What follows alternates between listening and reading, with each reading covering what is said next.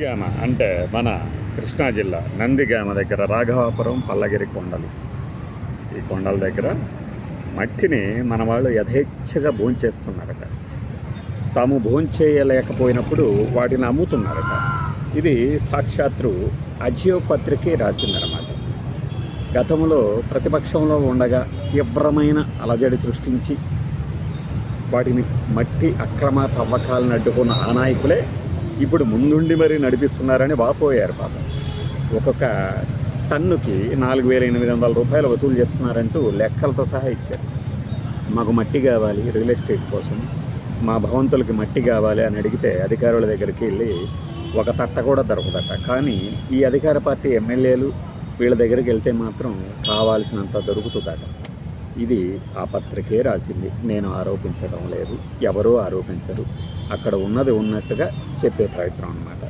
అంటే దీనిని బట్టి మనకేం అర్థమవుతుందంటే, అధికార పార్టీ మీద ప్రతిపక్షంలో ఉండగా రంకెలు కేకలు వేసేది, ధర్నాలు చేసేది దేనికయ్యా అంటే వాటా కోసం. ఎస్, వాటా కోసం. దోపిడీ ఆగాలనేది కాదు, దోపిడీలో మాకు వాటా కావాలి. ఇది రాజకీయ నాయకుల తాలూకు నినాదం అన్నమాట. ఇదే నాకు అర్థమైంది. అర్థం కాని పార్టీ బానిసలకు ఎప్పటికీ అర్థం కాదు.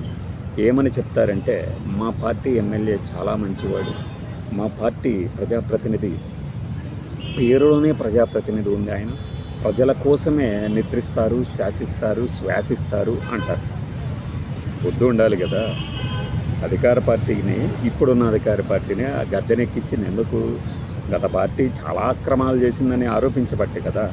మరి అలాంటప్పుడు ఈ ప్రశ్నకి సమాధానం ఏమని చెప్తారు? అబ్బే నాకు తెలియదని, అంతే కదా. పాపం వామపక్ష పార్టీల ఎమ్మెల్యేలు, వాళ్ళది ఎమ్మెల్యేలు ఉండరుగా, ఆ ప్రతినిధులు మాత్రం ఇది ప్రజలు గమనించాలని కోరతారట. అంతకుమించి మనం చేయగలిగింది లేదు. ఈ అక్రమంగా మట్టి కొనుక్కోలేదనుకోండి, మనం ఏమవుతుంది? మన ఇళ్ళు ఆగిపోతుంది.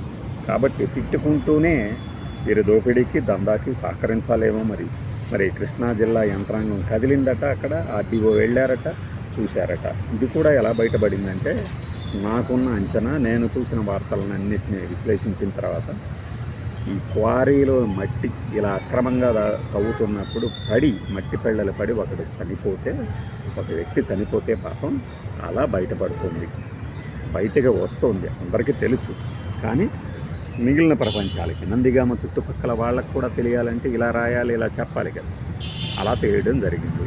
ఇది మరి అంతకుముందు మనం ఇసుక గురించి మాట్లాడుకున్నాం. ఇప్పుడు మట్టి, తర్వాత క్వార్ట్స్, తర్వాత మైనింగ్, తర్వాత ఇంకా మారేది ప్రభుత్వాలే. కానీ పాత్రదారులు మారుతుంటారు, కానీ వారు పోషించే పాత్రలు అవే.